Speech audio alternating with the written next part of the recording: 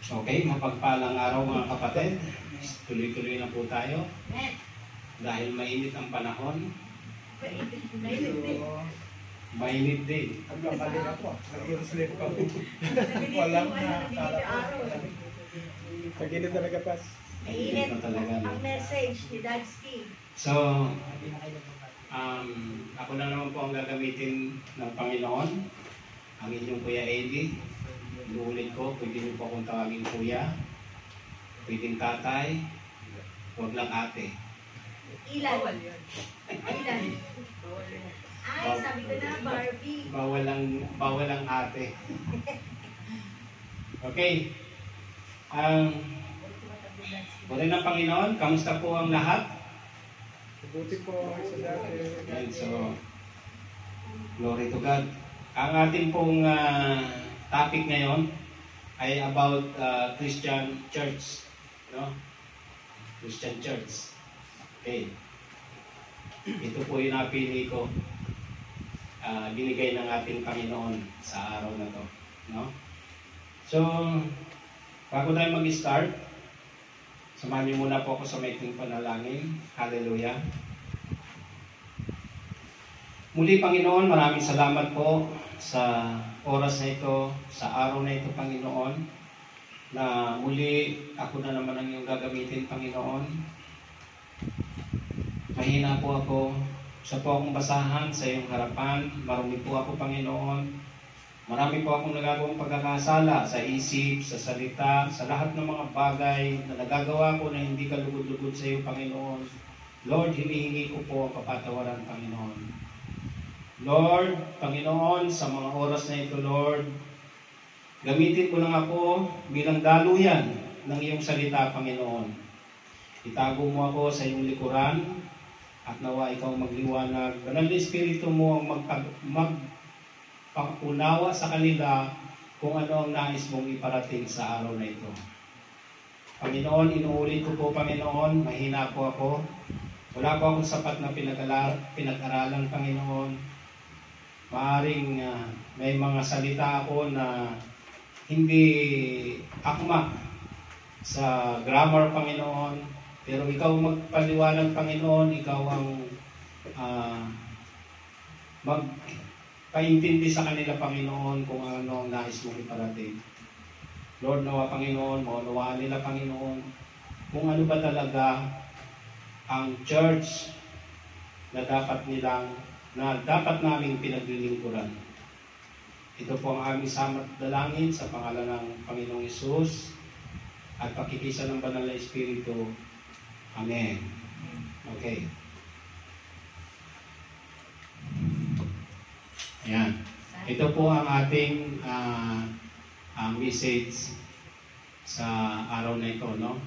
Yung binigay ng Panginoon na mensahe. Sign of the true Christian Church. Okay. Bakit yan po ang napili ng ating Panginoon sa araw na to? Noong ako po ay nagbabasa, nagpray ako, ano ba yung ipararating ng Lord, sabi ko, Panginoon, turuan mo ko, Panginoon, kung ano yung gusto mong iparating sa mga kapatid, kung ano ang gusto mong ipaunawa. So ito po ang binigay ng Panginoon. Yan po ay matatagpuan natin sa aklat ng Matthew chapter 16 verse 18. Ano yung sinabi doon ni Jesus? Sabi doon, at sinabi ko naman sa iyo na ikaw, Pedro, at sa ibabaw ng batong ito ay itatayo ko ang aking iglesia, at ang mga pintuan ng Hades ay hindi magsisipalaig laban sa kanila. Amen? Yan. So sabi po dito, mga kapatid, sa ating layunin, no? Yung objective, yung layunin natin. Sabi diyan, the true Christian can be identified by several objectives marked primarily focused on the faithful proclamation of the gospel, the proper administration of the sacrament and exercise of church discipline. Amen? So, ang tama palang iglesia ay marunong magdisiplina, may disiplina. Amen? Ang tama palang iglesia, mga kapatid, ay may disiplina. May disiplina. May disiplina ang bawat isa. Amen po? Yan. Yan po yung ating objective o layunin.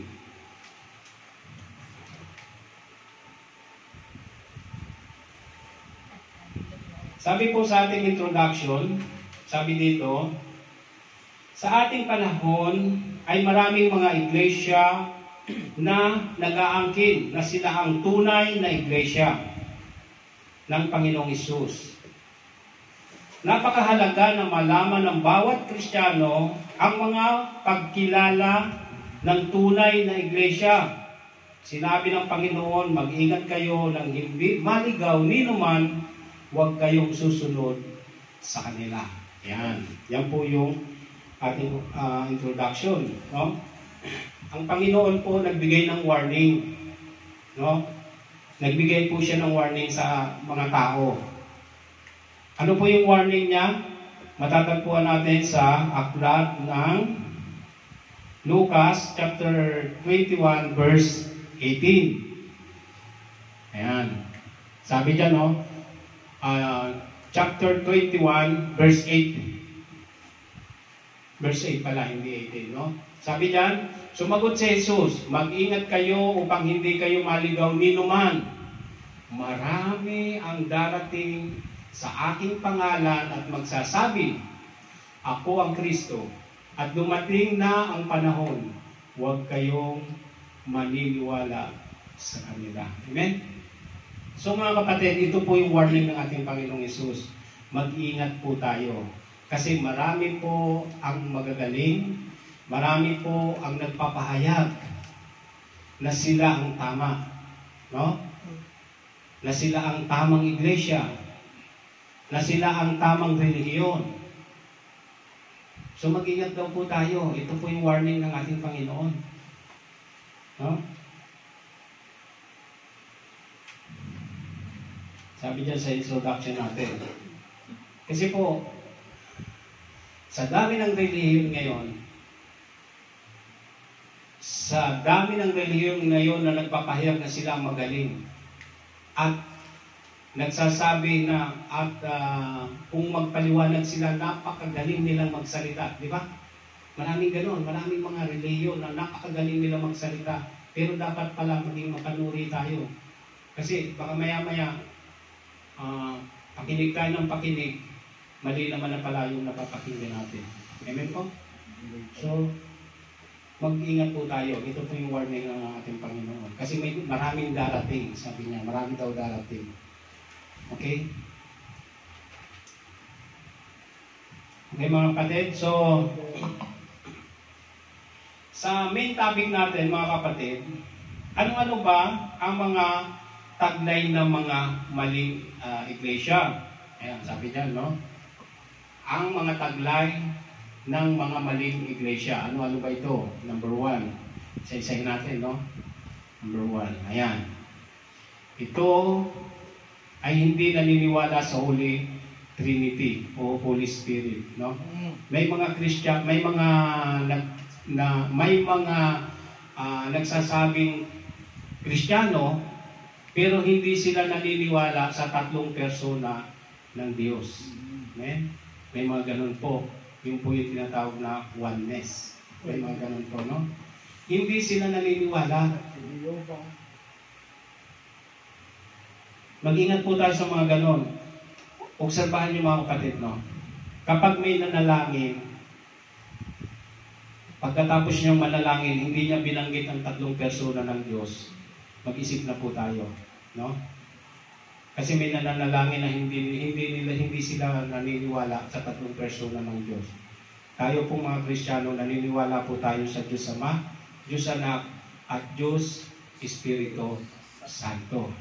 No? 3 and 1. Parang kape lang yan, no?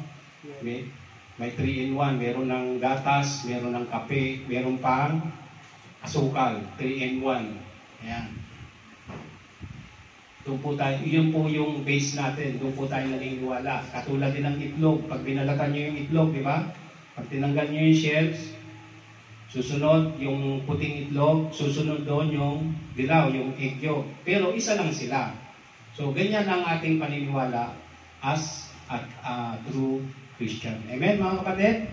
Palakpakan po natin ang Panginoon. Okay, yung pangalawa natin. Pangalawa. Ito ang mga grupo na hindi naniniwala na si Kristo ay Diyos. Ayan, may mga grupo palang ganon. Hindi sila naniniwala na si Kristo ay Diyos. Kilala na po natin sila, mahirap po magbanggit ng pangalan. No? Merong tinatawag na Iglesia ni Kristo, pero hindi naman sila naniniwala na si Kristo ay Diyos. Ang paniniwala nila, si Kristo ay sugo. Sugo lang. O mensahero. So, dito, malalaman natin mga kapatid, ang mga iglesia na maling iglesia, no? Hindi sila naniniwala na si Kristo ay Diyos. Amen po? Kilala na po natin sila. Kaya kapag may nag-share sa inyo na si Kristo ay hindi Diyos, tao lang siya, isa lang siyang mensahero, so mag-ingat po tayo doon. Hindi po yun ang ating base. Ang ating base ay ang si Jesus ay Diyos. Amen? So, mga kapatid, maraming nagpapahayag ng ganyan na si Jesus Kristo daw ay mensahero lang ng Diyos. No? Mababa lang siya. So, hindi po tayo ganon. No? So, pangatlo, ayan. Bakit tayo to? Wala na yatang battery yan, Dads. Wala na yatang battery, no? Sabi dyan sa pangatlo, ito ay ang mga grupo na ang kanilang leader ay appointed son. May mga ganito pala. Nakakalungkot, no? May mga Kristiyano palang ganito na ang kanilang leader ay appointed daw ng Panginoon, anak ng Panginoon. So mag-ingat po tayo sa ganyan, mga kapatid, no?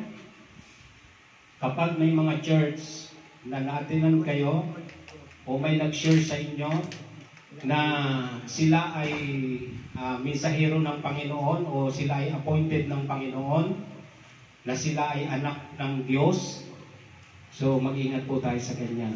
No? Sila po ay isang maling iglesia. No? Matatawag natin silang kulto. No? Kulto. Maraming ganyan, no? Actually, mga kapatid, maraming mga church ang nagsusulputan. Pero kung kulang tayo sa pag-aaral ng Biblia, kung di tayo dumadalo sa mga Bible study, mga kapatid, malilin lang tayo. Amen po?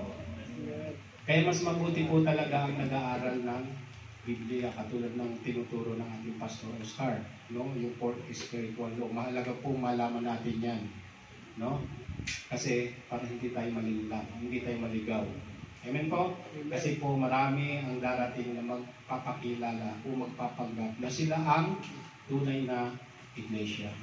No? Okay, ano pa?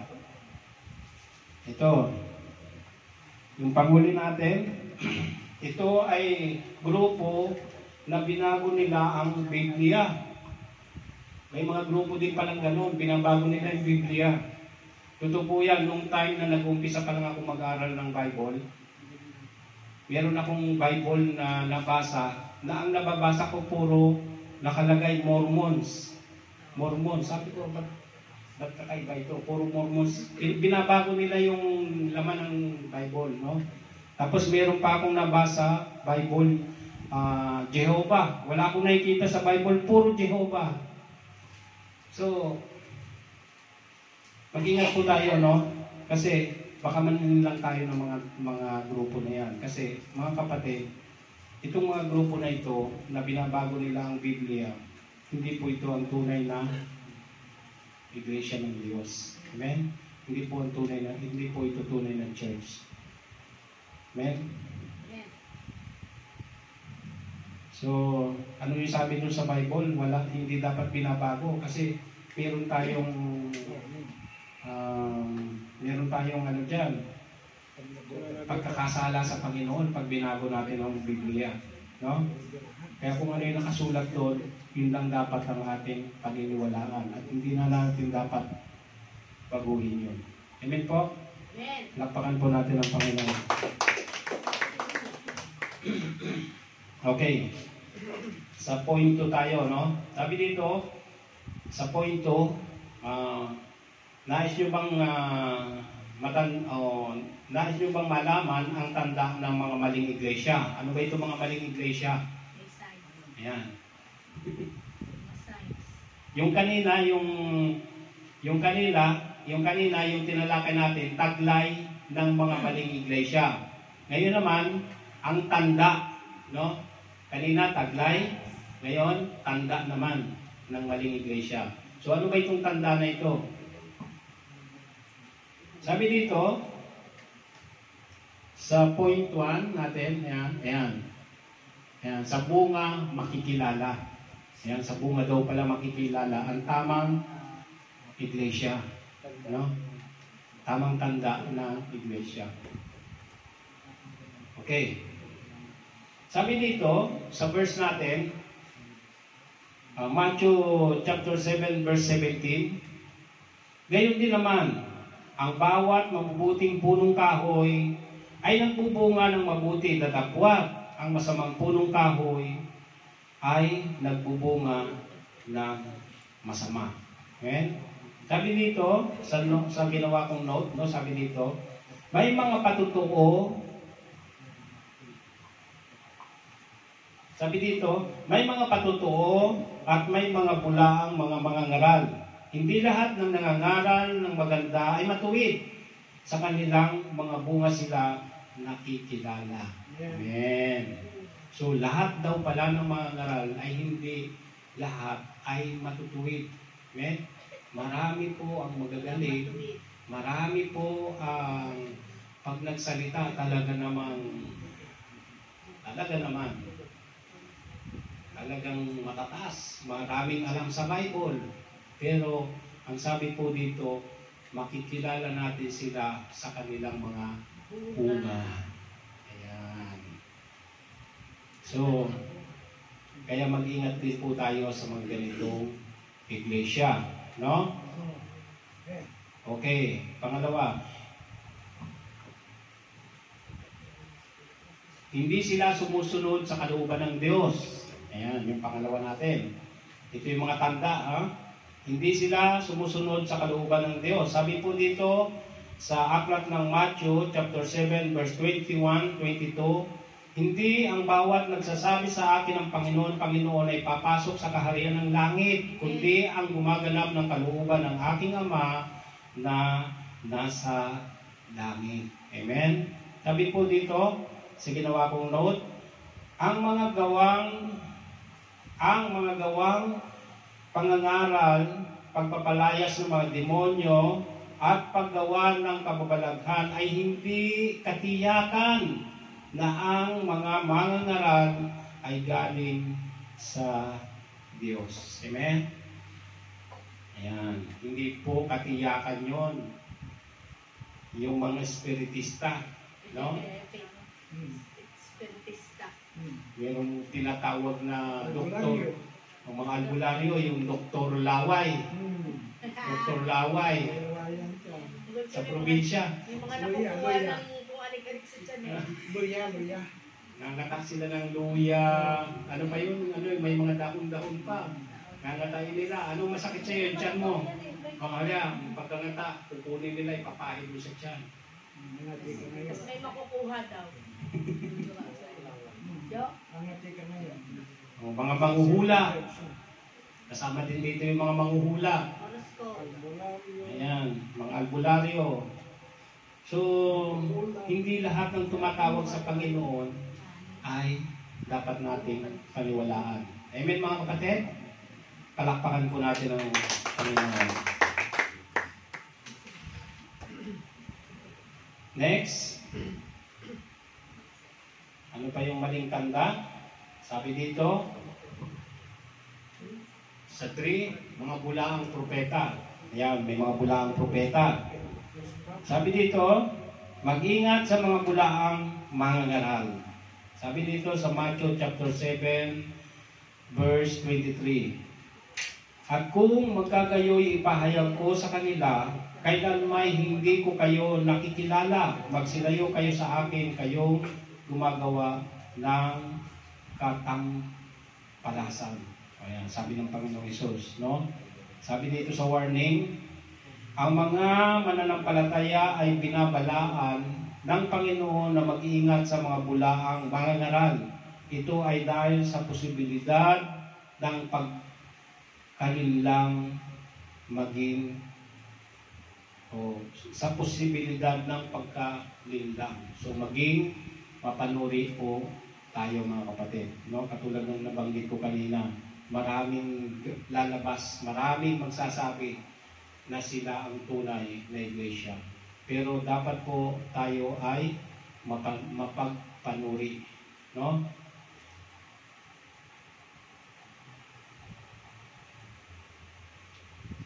Okay. Next. Mag-ingat tayo sa mga bulaang propeta. Next. Ayan. Sabi dito, ang mga leader at member nila ay makasanglibutan. Ayan, sabi dyan. Sa 1 John chapter 4, verse 5. Sila ay sa sanlibutan, kaya tungkol sa sanlibutan ang sinasalita nila. At sila ay dinidinig ng sanlibutan. Sabi ko dito sa note na ginawa ko, no? Kung ang mga ngaral ay makasanlibutan, ganun din naman ang mga alagad sa pamamagitan ng mga buhay, gawa at isipan ng mga membro. Ang isang church ay makikilala kung sa Diyos o hindi ang kanilang aral at mga ngaral. Amen? Ulitin ko, kung ang mga ngaral ay makasanlibutan, gayon din naman ang alagad sa pamamagitan ng buhay at gawa, sila ay ating makikilala. No? So, mga kapatid, kapag ang isang church, no, ang isang leader ng church, o isang ginagamit na sa church ay makasanlibutan pa rin, hindi pa rin umiiwas sa gawang sanglibutan, mag-ingat po tayo. Kasi ang kanilang mga membro ay magiging ganun din, makasanlibutan din. No? Ano po yung halimbawa dito? Tayo ay mga ginagamit na, no? Nagpapahayag na tayo dito sa pulpit. Nagsasalita na tayo dito. Umaawi tayo sa Panginoon, no? Pero bakit minsan nakikisalamuha pa rin tayo sa mga gawang sanlibutan? No? Umiwas po tayo sa mga ganon. Yan, yung mga sorry to say mga kapatid, no? Tayo kapag ginamit na sa pag-awit sa Panginoon, ingatan na po natin umawit ng mga sanlibutang awitin. Amen? So, kapag ginamit na tayo ng Panginoon, no? Pag ginamit na tayo ng Panginoon sa pag-awit para sa Kanya, ibigay natin ang ating puso para sa pag-awit sa Panginoon at hindi ang pag-awit sa makasanlibutang awitin. Amen? So, umiwas na po tayo sa mga makasanlibutang awitin. Amen po? Kasi ginagamit na tayo ni Lord eh. Ginagamit na tayo sa church. Nag-i-invite tayo ng Holy Spirit sa pamamagitan ng awit. No? Tapos aawit tayo sa videoke, sa mga party-party. So, mali po yun. No? Mag-ingat po tayo doon. Baka po ang makakita sa atin masabihan ang ating church na maling iglesia. Amen? Amen po? Mag-ingat po tayo doon. Kasi po, bakit po? Baka maya-maya ang iglesia, ano ba yung church nila? Member. Ano ba, member pala ng PCFIM yan? Ano ba yung church na yan? Ano ba yan? Tingin ko, ang church na yan, ano yan? May maling, ayun, kulto. Baka kulto yan. O kaya, baka may sakit yan, yung church na yan. No? So mag-ingat po tayo. Nahirap po masabihan, ang church ay may sakit. No? So pag umawit po tayo sa Panginoon, mga kapatid, sorry po. Matalim po ang salita ng Diyos. Pag umawit po tayo sa Panginoon, ibigay na natin ang ating puso para sa Panginoon. At huwag na po tayong aawit sa mga makasanlibutang awitin. Amen? Palakpakan po natin ang Panginoon.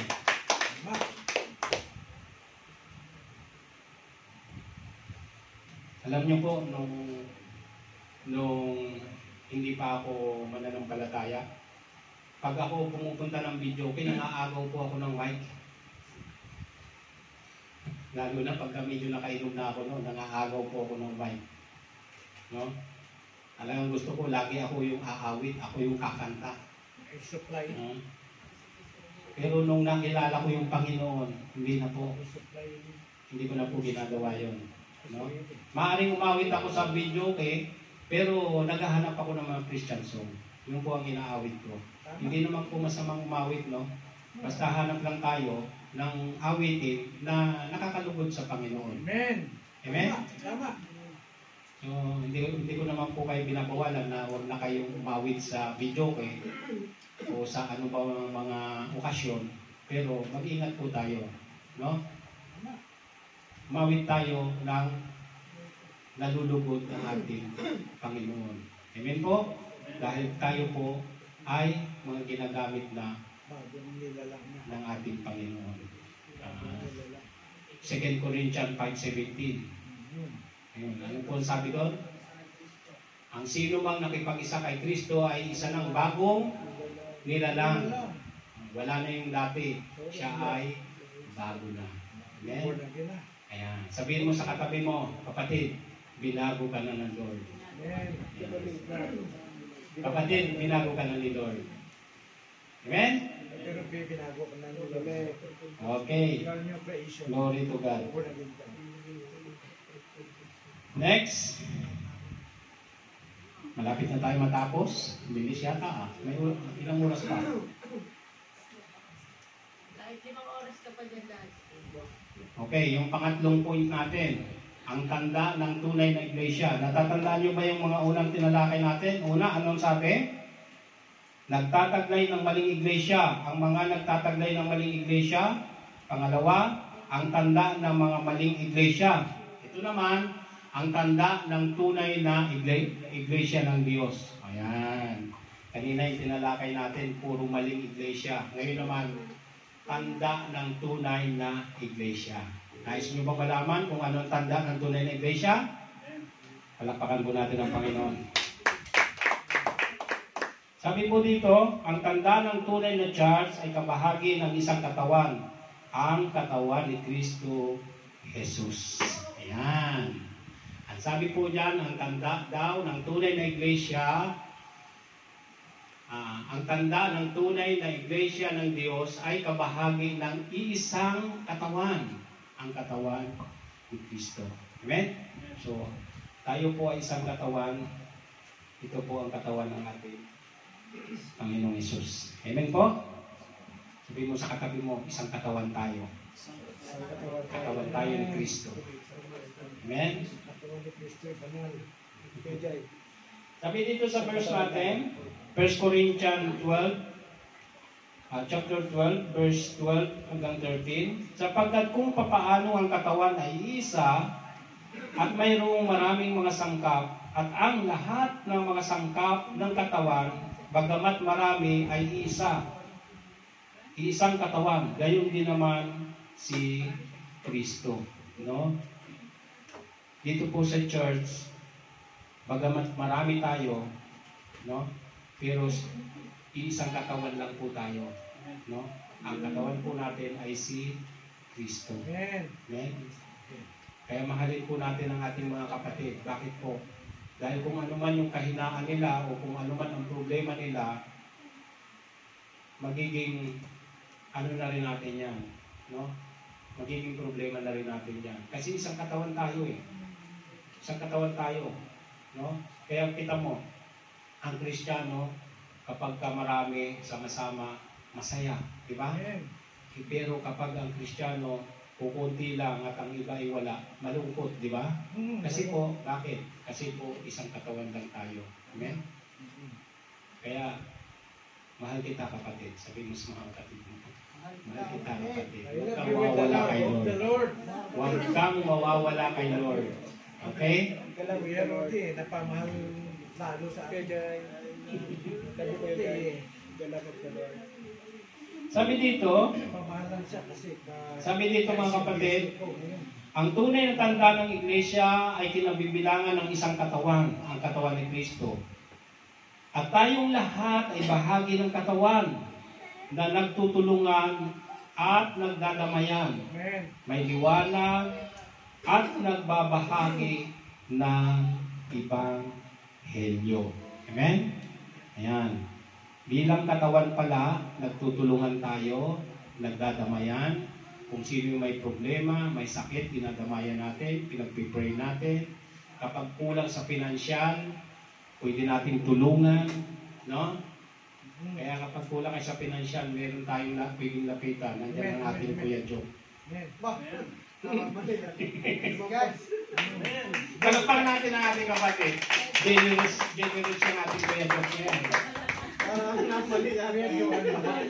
Kuya Joan wala. Ate Joan. So,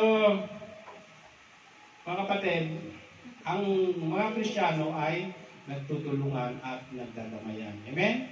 Hindi po nag-aaway-away. May po isang katawan tayo eh. Wala pong tampuhan dito. Amen? Okay. Ayan. At yung huli, sabi doon, sabi dito, ulitin ko, ang tunay na tanda ng iglesia ay kinabibilangan ng isang katawan, ang katawan ni Kristo. At tayong lahat ay bahagi ng katawan, nagtutulungan at nagdadamayan. May liwanag at nagbabahagi ng Ebanghelyo. Amen? Ulitin ko, at nagbabahagi ng Ebanghelyo. So, ang tamang iglesia pala ay nagbabahagi ng Ebanghelyo. Amen. Amen mga kapatid? Amen. Ayan. So, mababasa natin yan sa Romans 1:16, no? Tsaka sa Matthew 28:19. So, bilang mga Kristiyano, mga kapatid, bilang katawan ni Kristo, tayo po dapat ay hindi natin ikinahihiya ang Ebanghelyo ng Diyos. Amen? Yes. Sabi, katulad nga ng binanggit ko kanina doon sa Romans 1:16 natin sa memory verse, sapagkat hindi ko ikinahihiya ang Ebanghelyo, sapagkat siyang kaligtasan ng bawat sumasampalataya. Una ay Hudyo, ganun din ang Grego. So, walang itinatagi ang Ebanghelyo ng Diyos. Kaya, makikita natin mga kapatid, ang tunay na iglesia kapag nagbabahagi ng Ebanghelyo ng Diyos. Amen? Palakpakan po natin ang Panginoon. So, huwag natin ikahiya ang pagbabahagi ng Ebanghelyo mga kapatid. Ano yung sabi doon sa Matthew 28:19? Sabi po doon, umayo kayo. Ang sabi? Umayo kayo at ipangaral ninyo ang salita ng Diyos sa buong sanlibutan at bautismuhan sila sa pangalan ng Ama, ng Anak at Banal na Espiritu. Amen? Yan yung ating team sa ating anniversary. Amen? Okay. Next. Pangalawa, ang tanda ng tunay na iglesia ng Diyos ay tinatawag ni Kristo sa pamamagitan ni Pedro at iba pang mga apostol. Okay? Sabi diyan, ang tanda ng tunay na iglesia ng Diyos ay tinawag ni Kristo sa pamamagitan ni Pedro at iba pang apostol. Ephesians 2 chapter 19 verse 21. Sabi po dito,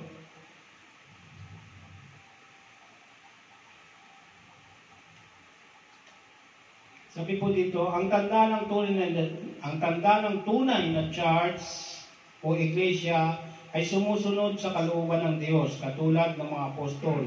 Hindi makasanlibutan,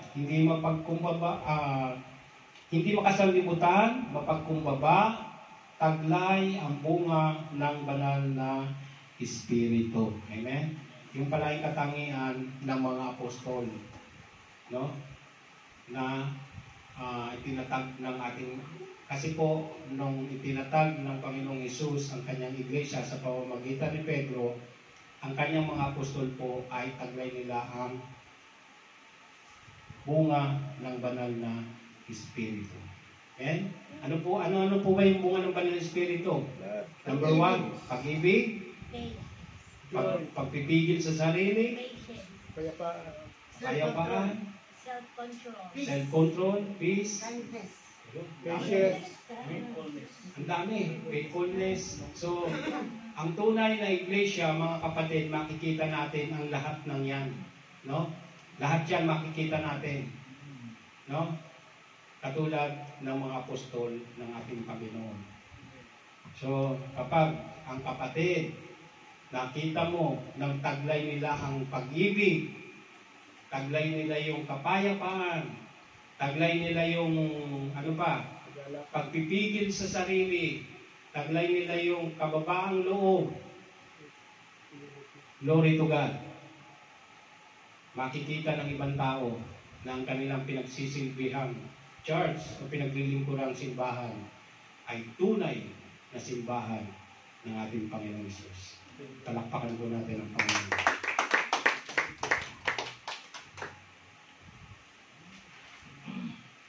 Okay. Next, pangatlo, ang tanda ng tunay na iglesia ng Diyos ay banal. Ang iglesia o church, mahalin at ingatan. So, ang tanda daw mga kapatid ng tunay na iglesia ay banal. Dapat minamahal at iniingatan.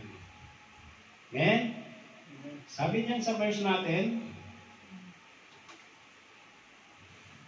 mga lalaki, mahalin ninyo ang inyong mga asawa kung papaanong minahal ni Kristo ang iglesia at ibinigay ang kanyang sarili para sa kanya upang gawin siyang banal. Amen? So, sino po rito may mga asawa na? Taas ang kamay. Taas ang kamay ng may mga asawa. Mga lalaki lang, mga lalaki. May mga asawang lalaki. Ayan. Ano po ang sabi ng Panginoon? Mga lalaki, mahalin ninyo ang inyong asawa. No? Mahalin ninyo ang inyong asawa. Hindi dapat sinasaktan. Hindi binibigyan ng sama ng loob. No? Mahalin ninyo ang inyong asawa. Dapat lagi ninyong dinadala sa malalamig na lugar. Taib. Mahalin niyo sa taib. Dapat lagi kayong lumalabas. Kumakain sa labas. Labas natin, mainit eh. Lagi kayong nagde-date. Pag nilabas yung ulam sa labas. Kasi po ang sabi ng Panginoon, mahalin ninyo ang inyong mga asawa. Dadayit pa sa labas eh. Naglalakad sa labas kahit tanghali. Amen? So, kaya mga kababaihan, yung mga single pa rito, no? Yung mga wala pang asawa dito, no? Pumili kayo ng mga Kristiyano. Tama.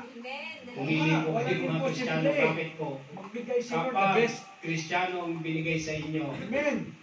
para kayong nakahiga Amen. sa malamig na lugar, Makinig kayo, makinig. sa lumulutang na higaan. Amen. Tanong mo kayo, Parang may nakahiga sa pako. Tanong mo kayo, Med. Ayun naman. Kasi po, bakit po? Ito po yung unang utos eh. Utos ng Panginoon, mahalin ang inyong asawa. No? Ngayon, kung mag-aasawa kayo ng mga worldly, na walang pagkakilala sa Panginoon, alam ba nila ito? Maaaring hindi nila alam to. No? So, ano mangyayari? Pag nag-away kayo, ano mangyayari? Di ba? Yung sabing ibibigay ang bituin, baka magkatotoo nga. No? Tawas din siya. So mga kapatid, pinapayuhan ko kayo, no? Bilang tatay ninyo sa iglesia, bilang kuya nyo, kayong mga single, pumili po kayo. Pumili kayo The ng best mga Kristiyanong Amen. mananampalataya. Amen? Kristiyan, the best yan. The best yan. Bakit po? Dahil magiging maayos ang inyong buhay. Amen po? Amen. Amen. Amen. Unang-una, walang bisyo. Doon pa lang, okay na, di ba? Walang sabi. Walang sigarilyo, walang alak. No? Kaya, maging masaya kayo. Sa mga babae naman ng mga Kristiyano na, maging masaya po kayo. Bakit? Ang inyong mga asawa ay walang bisyo, kundi mag-aral ng salita ng Diyos. Amen? Purihin natin ang Panginoon. Palakpakan natin ang Panginoon. Okay. Walang alak, walang sigarilyo, walang babae. Ngayon ang babae. Nila. Diba? Okay. Sabi dito, sa note na ginawa ko, no? Dito ay makikita natin ang iglesia ay banal. Ayan. Kasi sabi dun sa verse, no?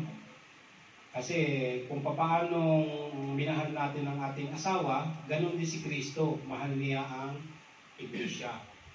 No? Ginagawa niya ang banal ng iglesia. Sabi dito sa note na ginawa ko, no, makinig kayo, dito ay nakikita natin ang iglesia ay banal dahil sa ginawa ni Kristo na nagbigay ng kanyang sarili. Gayon din naman, sabi dito mga kapatid, gayon din naman tayo, magbigay tayo ng tamang oras at pagsamba sa Panginoon. Amen. Tamang oras at pagsamba sa Panginoon at paglilingkod sa ating church. Amen? Ayan. Tamang oras. No? Mahalin natin ang iglesia. Mahalin ninyo ang iglesia ito. Ang TCFIM. Mahalin niyo po mga kapatid. Kasi ganun ang pagmamahal ng ating Panginoon sa iglesia ni Tilatag niya. No? Kaya kung nagmamahal kayo sa iglesia, sa TCFIM, makikita ng ibang tao, no? Makikita ng mga kaibigan natin na ang iglesia ang pinaglilingkuran ninyo ay tamang iglesia. Amen po? So mahalin natin. Next, sabi dito, magbigay tayo ng tamang oras, pagsamba, sakripisyo. Ayan, magsakripisyo po tayo. No? Mag-sacrifice po tayo. No? Lagi tayong umatin sa mga gawain. No? Sacrifice. Amen? Palakpakan natin ang mga kapatid na galing sa life duty. Life duty, mga puyat yan. Puyat yan. No? Pero nag-sacrifice sila para sa iglesia at sa ating Panginoon. Amen? Yan. Next, sabi pa dito, mahalin natin ang church. Ulitin ko, dito ay makikita natin ang mga iglesia ay banal dahil sa ginawa ni Kristo na nagbigay ng kanyang sarili. Gayon din naman, magbigay tayo ng tamang oras sa pagsasamba, magsakripisyo po tayo para sa church at sa Diyos. Mahalin ang church. Palaging paglingkuran ang church. Amen? Ang church at ang Panginoong Jesus. Amen po? Mahalin natin ang ating church. No? Alam nyo, sa totoo lang mga kapatid, no? Nung bago pa lang po ako dito sa Saudi, nung bago pa lang, binigyan ako ng kasama ko sa trabaho na ibang lahi. Yung ibinigay niya sa akin ibang lahing kasama ko sa trabaho, Pakistani. Alam niyo po itong Pakistani na to, lagi ko siyang kasama sa trabaho. Kasi bago pa lang po ako eh. Siya yung kabali-bali ko sa trabaho. Itong Pakistani na to, pag gising niya sa umaga, ang ginagawa niya, naghihilamos lang siya, pinabasa niya yung ulo niya. Hindi siya naliligo. Hindi po siya naliligo. Ano po ang ginagawa niya? Nagbubomba lang ng pabango. Oh, ganun lang. Pagasayin niya yung ulo niya, maghihilamos lang siya. Hindi nga nagsasabon eh. Tapos magpapabango na, papasok sa trabaho. Oh my gosh. Sabi ko, maligo ka naman. One time, na-assign kami na mag-line ng power sa isang restaurant. No, malaki yung restaurant, so malaking cable yung ikakabit namin yung power na kable. So yung kable na yon, pinadaan namin sa loob ng kisame ng mall. No? So, dalawa kami doon sa taas. Hinihila namin yung kable papunta doon sa restaurant. Nung pinawisan na siya, grabe, talagang nangamoy sa loob. Iba yung power. Sa loob ng kisame nangamoy. Ano po yung naging amoy? Dalawang klase.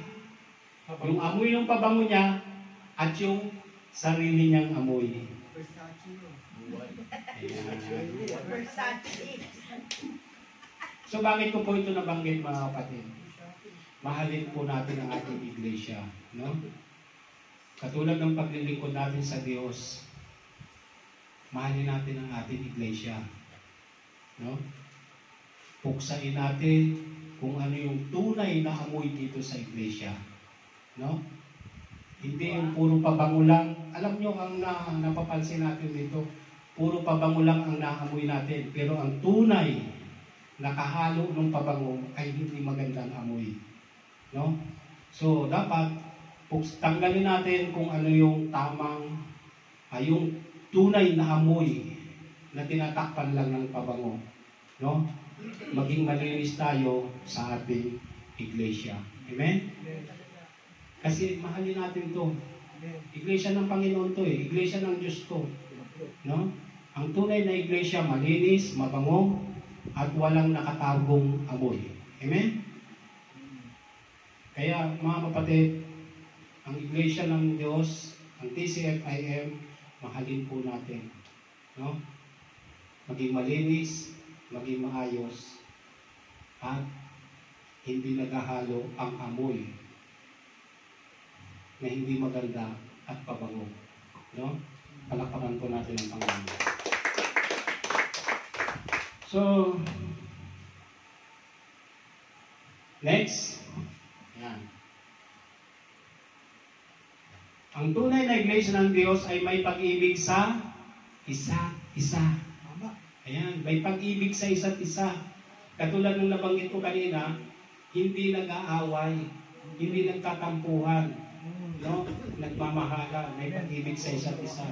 Sabi dito sa verse natin, no, sa 1 Corinto chapter 13, 1 Corinthians chapter 13 verse 4-8.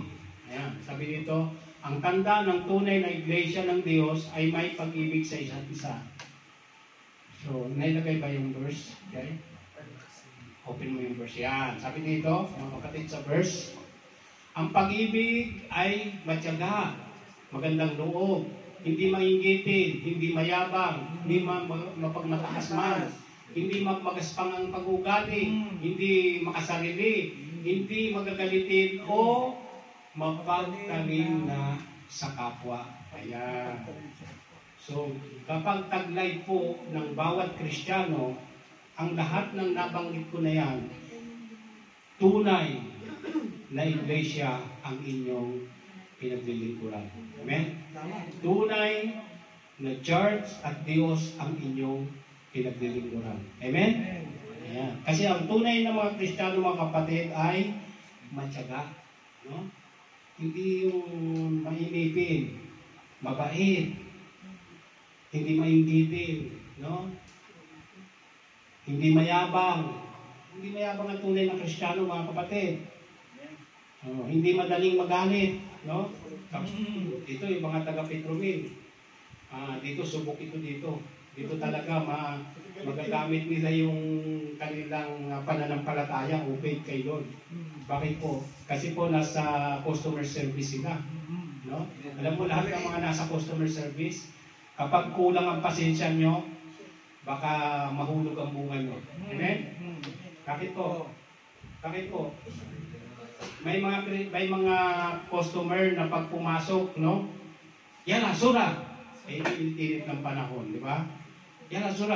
Yala, sura! Gaganunin ka, sisigawan ka. Tapos wala pang pabayad pala.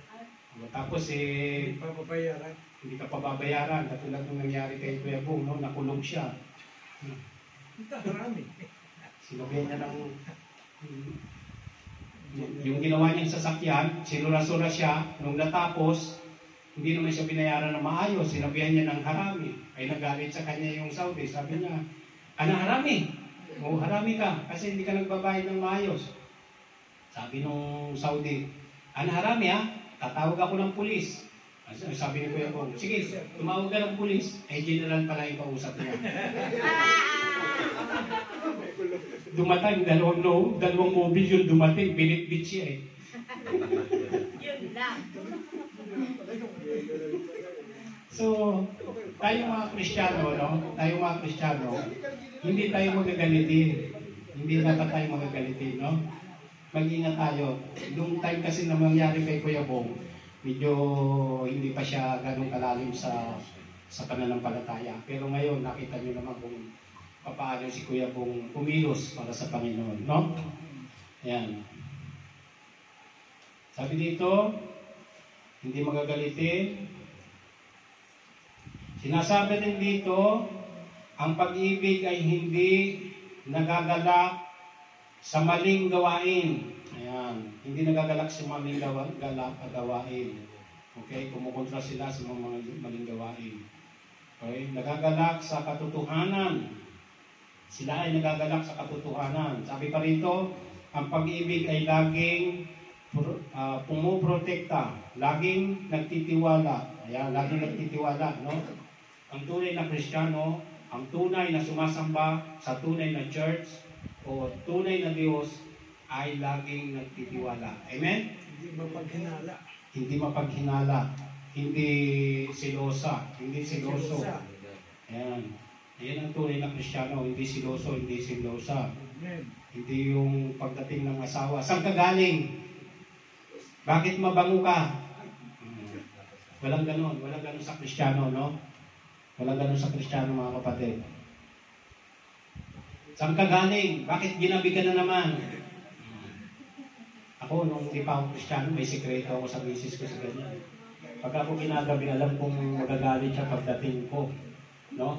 Kaya kung ano yung mga paborito niya na pagkain, yun ang binibili ko. Bago pa magsalita yun, inaabot ko na sa kanya. Pagbukas niya, yung paborito niya yun, tatahimik na siya. So, yun pala yung mga sikreto. Oh no! Alam ko na. Oh no! Alam ko na. Alam niyo na yung sikreto, no? So, Tayo lagi galit. okay? Sabi dito, Laging galit dapat, laging galit. Sabi sa'yo, hindi laging galit. laging nagtsatsaga. Yan, laging nagtsatsaga daw ang tunay na Kristiyano. At higit sa lahat, ang tunay na Kristiyano ay kahit na anong pinagdaanan, hindi nabibigo. Amen po? Kahit anong pinagdaanan, kahit anong problema, hindi sila nabibigo. Laging nakatayo. Amen? Hindi nabubuhay. Hindi nabubuhay. Matatag. Tibay. Amen? Palakpakan natin ang Panginoon. Glory to God. So, tapos na tayo mga kapatid, no? Sa conclusion na tayo. May oras pa ba dyan? Okay. Isang oras pa, Pastor. So, conclusion tayo mga kapatid. Sabi dito sa ating conclusion, no? Sa Romans 5:1. Open mo nga, ayan. Sabi dito, Romans 5:1. Tamang relasyon sa Diyos sapagkat napawalang sala na tayo sa pamamagitan ng ating pananampalataya. Mayroon na tayong mapayapang relasyon sa Diyos sa pamamagitan ng ating Panginoong Yesus. Yan po yung ating conclusion. Bakit po yan ang nabanggit kong conclusion? Sabi po dito mga kapatid, mahalagang tandaan na ang tunay na church, makinig po kayo ha mga kapatid, Mahalagang tandaan na ang tunay na church o simbahan ay hindi tumutukoy sa partikular na denominasyon o gusali. Ito ay tumutukoy sa direktang relasyon sa Diyos. Diyos. Amen. Mga kapatid. Amen. Anumang simbahan o grupo ay hindi makapagliligtas. Ang makakapagligtas sa tao ay ang tamang relasyon natin sa Diyos. Makinig sa kanyang salita at sumunod sa kanyang mga utos. Amen po? So, tandaan po natin mga kapatid, bilang pangwakas, anuman ang iglesyang inyong inaatinan, hindi po nakapagligtas ang iglesia. Ang nakapagligtas po ay ang relasyon natin, direct relation to God. Amen po? Palakpakan po natin ang Panginoon. So, sa ano na tayo? Holy Communion, tuloy-tuloy na tayo, no? So, i-close ko muna ito bago tayo mag-Holy Communion. Lord, maraming salamat po, Panginoon, sa mensahe na pinagkaloob mo, Panginoon. Maraming salamat po sa itinuro mo na kami ay nasa tamang iglesia o nasa tamang paglilingkod. Lord, salamat po sa mga blessing na ito, Panginoon. Nawa ito magpila sa aming puso at magamit namin sa pang-araw-araw namin po. Maraming salamat po sa pangalan ng Ama, ng Anak at pag-isa ng Banal na Espiritu. Amen. Okay. Tuloy-tuloy na po tayo para sa ating hihingi po natin ang tawad sa Panginoon niya. Amen? Humingi po tayo bago po tayo mag-partake ng Holy Communion. Kasi po, ang banal na hapunan ng Panginoong Hesus, ito po ay sagrado. No? Sabi dito, ang banal na hapunan na isinagawa ng mga apostol o itinatag ng ating Panginoong Kristo ay isang pag-aalala sa ginawang sakripisyo ni Kristo para sa kanyang iglesia. Amen?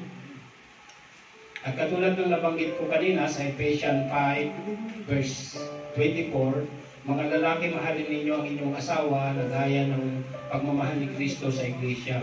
Niyahandog niya ang kanyang buhay para sa iglesia. Yan. Kung paano natin minahal ang ating mga asawa, ganun din ang ating Panginoong Hesus sa ating iglesia. No? Okay, ang tinapay naman ay sumisimbolo sa katawan ni Kristo na nagpasakit at nagbata ng kahirapan. Ang dugo naman ay sumisimbolo sa dugo ni Kristo na nabuhos para tubusin ang ating mga kasalanan. Amen po? So, distribute na po natin yung ating umawit tayo sa Panginoon.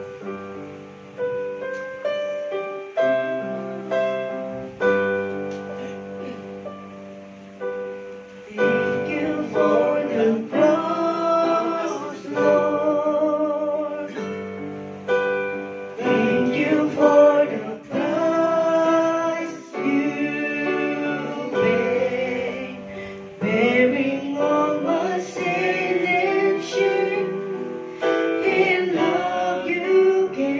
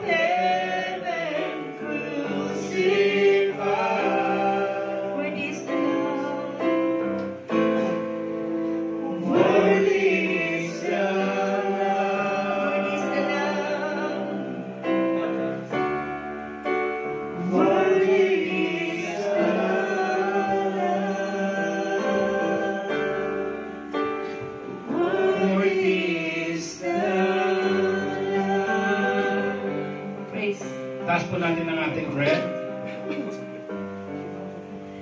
Sapagkat tinanggap ko sa Panginoon ang ibinigay ko naman sa iyo na ang Panginoong Hesus nang gabing siya ay ipagkanulo ay dumampot ng tinapay. Panalangin po natin. Yes, Lord, hallelujah. Our great God, salamat po, Panginoon, sa iyong pagmamahal, sa iyong biyaya, Panginoon. Patuloy ka namin, Panginoon, pasalamatan sa iyong pagmamahal, Panginoon, sa amin. Sa iyong katawan, Panginoon, patuloy ka namin, Panginoon, inaalala, Panginoon, at ang tinapay na ito, Panginoon, ay tinataas ko bilang pagmamahal namin sa inyo, Panginoon, at bilang pagkilala namin, Panginoon, tagapagligtas. Salamat, Panginoon, in Jesus' name. Amen. At nang siya ay makapagpasalamat ay kaniyang pinagputol-putol at sinabi, ito'y aking katawan na pinagputol-putol dahil sa inyo. Gawin ninyo ito sa pag-alaala sa akin. Partake po natin.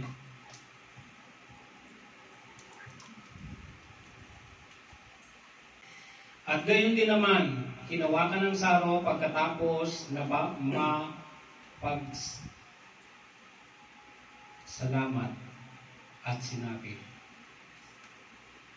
Yes, Lord.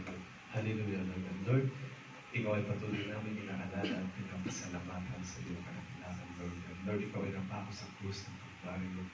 At ang iyong dugo ay tumanap, O Lord God.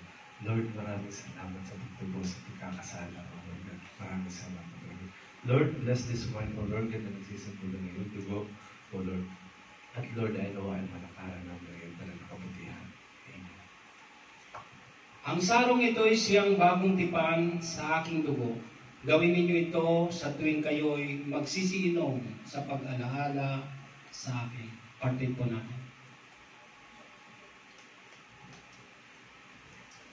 Sapagkat sa tuwing kakanin ninyo ang tinapay na ito at iinumin ninyo ang saro, ay inihahayag ninyo ang pagkamatay ng Panginoon hanggang dumating siya. Sumayin niyo ang pagpapala ng Diyos. Amen.